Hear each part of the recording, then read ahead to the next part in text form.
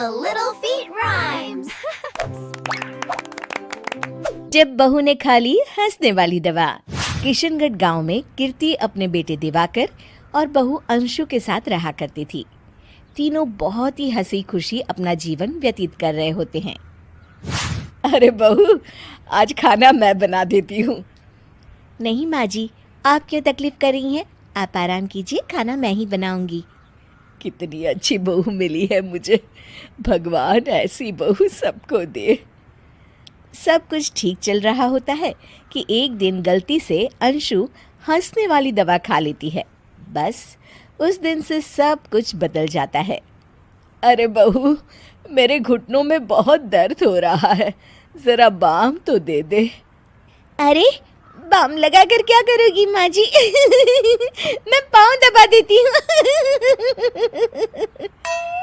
अरे एक तो मुझे पाँव दर्द हो रहा है, ऊपर से तुम हंस रही हो। आई एम सॉरी माँ जी। अरे फिर से हंस रही है, जा तू मेरे कमरे से, मुझे तुझसे बात नहीं करनी। हे भगवान, ये क्या हो गया? अब माँ जी क्या सोचेगी? 2 दिन बाद कीर्ति घर में किटी पार्टी रखती है। उसकी सभी सहेलियां घर आने वाली होती हैं। अरे बहू, मेरी कुछ सहेलियां आज दोपहर को घर आने वाली है। आज कुछ खाने में अच्छा सा बनाना। सहेलियां? क्यों? मेरी सहेलियां नहीं हो सकती क्या? तुम फिर से हंस रही हो? नहीं माँ जी, मैं हंस नहीं रही हूँ। अरे फिर से हंस रही हो और बोल रही हो कि हंस नहीं रही। नहीं माँ जी, मैं तो तुम जाओ मेरे सामने से और किचन का काम कर लो, जाओ। दोपहर को कीर्ति की सभी दोस्त खाने पर आ जाती हैं। अरे वाह, घर तो बहुत सुंदर सजाया है कीर्ति। अरे मैंने कहा, ये सब तो मेरी बहू का कमाल है।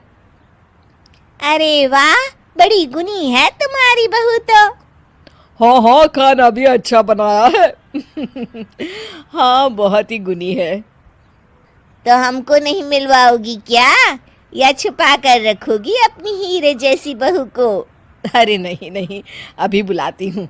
अंशु, ओ अंशु, बहू रानी। अंशु बाहर आती है। जी माँ जी। बहू, ये सब मेरी सहेलियां हैं, मिलो सबसे।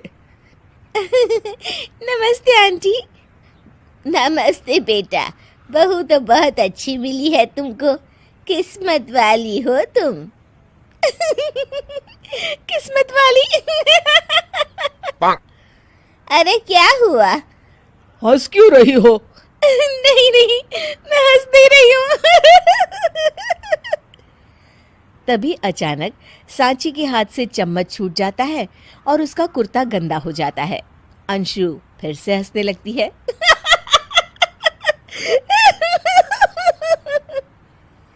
इधर सब सहेलियां गुस्सा होकर चली जाती हैं।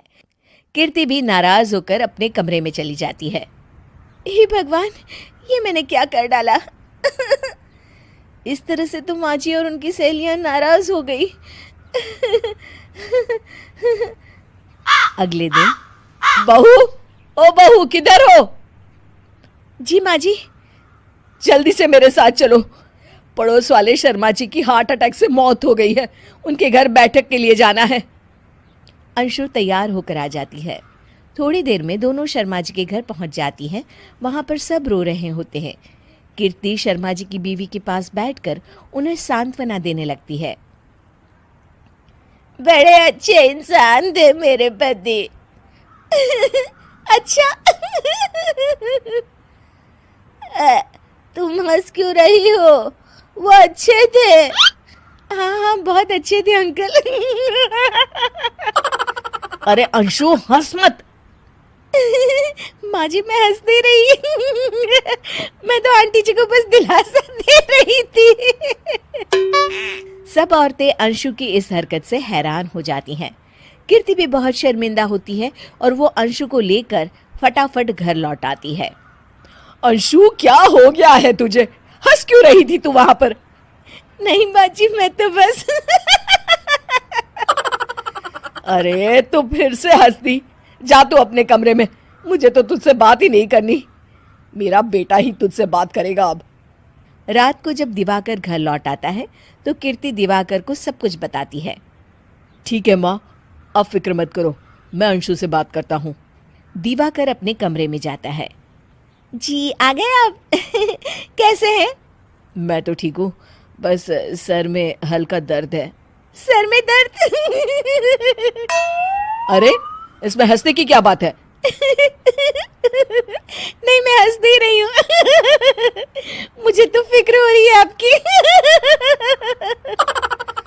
एक तो मेरे सर में दर्द है, ऊपर से तुम हंस रही हो। अरे कैसे समझाऊं मैं आपको? मैं हंस नहीं रही। अंशु, तुम इस घर से चली जाओ। माँ ने मुझे बताया जो भी तुमने शर्मा आंटी के घर किया, और किटी पार्टी में भी। नहीं जी, मैं ऐसे नहीं हूँ। तो अभी क्या हुआ था? क्यों हंस रही थी तुम? रुकिए, मैं आपको सब कुछ बताती हूँ आपको सब कुछ। अंशु डायरी में लिखकर दिवाकर को पढ़ने देती है। कुछ दिनों पहले मैंने गलती से हंसने वाली दवा पी ली थी, जिसकी वजह से ये सब हो रहा है। इसका असर कुछ दिन और रहेगा। अरे तो तुमने ये सब पहले क्यों नहीं बताया अंशु? वो मैंने माँ जी को बताने की बहुत कोशिश की, मगर उन्होंने सुना ही नहीं। अरे ठीक है, मगर वादा करो, जब तक दवाई का असर ठीक नहीं हो जाता तुम घर से बाहर नहीं जाओगी। नहीं जाऊंगी। और हंसूंगी तो बिल्कुल नहीं। लो, तुम तो फिर से हंस दी।